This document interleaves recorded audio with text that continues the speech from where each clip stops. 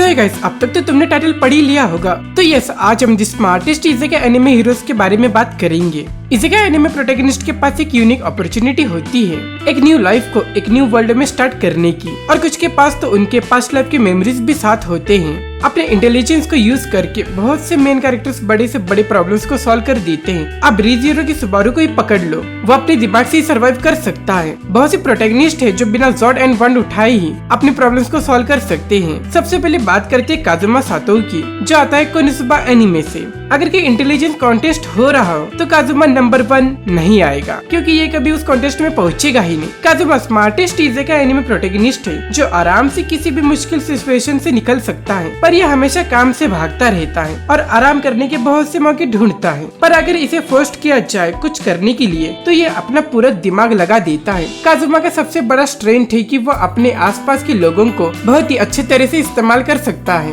तो अब नेक्स्ट है आइनज़ोल गन ओवरलॉर्ड से।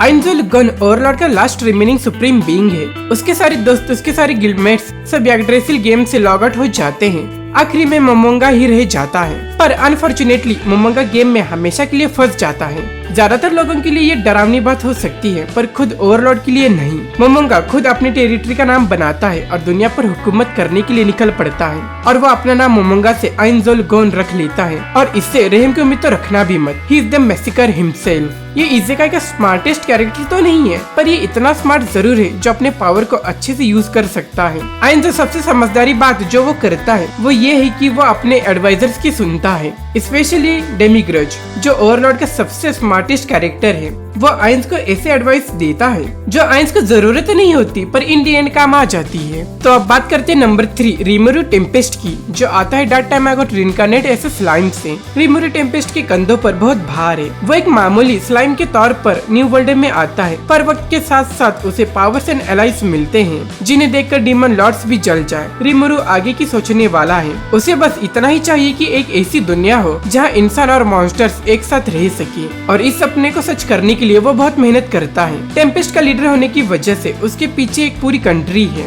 जिसे वो संभालता है। और रिमोरू के फ्रेंड्स भी स्मार्टेस्ट एंड कंपैशनेट लोगों में से एक हैं, जो रिमोरू को मदद भी बहुत करते हैं। अगर रिमोरू के पास कोई जवाब नहीं हुआ तो उसके फ्रेंड्स के पास जरूर होता है। रिमोरू इतना स्मार्ट है कि वो जानता है कि वो कहाँ स्मार्ट नहीं है, और देखा जाए तो एक डीमन लॉर्ड होने के बावजूद वो हम्बल भी बहुत है, और अपने दोस्तों से एडवाइस लेने में वो थोड़ा भी नहीं हिचकिचाता। और अब सेकंड सबसे क्या कहूँ मैं, स्मार्ट कहूँ या ट्रेजिक, नासुके सुबारू जो आता है Re Zero starting life in another world से।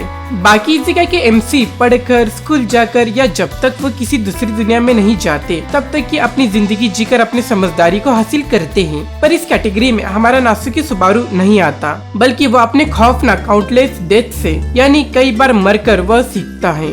उसकी रिटर्न बाय डेथ एबिलिटी उसके लिए एक ब्लेसिंग के बजाय एक कर्स है, पर इसी की वजह से सुबारू को पता चल जाता है कि आगे कौन सा मुसीबत उसका इंतजार कर रहा है। शायद बहुत से प्रोटैगनिस्ट इतने सारे ट्रॉमा को झेल ना पाए और टूटकर बिखर जाए, पर सुबारू को अपने फ्रेंड्स के प्रति लगाव और उन्हें बचाने की डिजायर की वजह से उसे हिम्मत मिलता है, एंड वो स्मार्ट भी है। सेंचुरी इवेंट्स के दौरान उसके रास्ते में रोजवॉल, ग्राफाइल एंड एल्सा सब खड़े थे। उसके बाद भी सुबारू सारे पीसेस को परफेक्टली जोड़ता है और अपना रास्ता बना ही लेता है। वो ग्रेट रैबिट के अटैक से सेंचुरी के सारे सिविलियंस को भी बचाता है। और अब नंबर 1 पर है सेनको इशिगामी, जो कि आता है डॉक्टर स्टोन से। सेनको हद से ज्यादा स्मार्ट है और इसकी इज़ेकाई सिचुएशन थोड़ी अलग है बाकी सबसे। देखा जाए तो इसे ऐसे कहेंगे, I died and reincarnated in the same world। सेनको की दुनिया अचानक से स्टोन में बदल जाती है और सेनको 3000 साल बाद पेट्रिफिकेशन से वापस नॉर्मल होता है। अब ये एक नई दुनिया बन चुकी होती है और ये फिर से स्टोन एज में जा चुकी है, और अब सेनको का बस एक ही गोल है,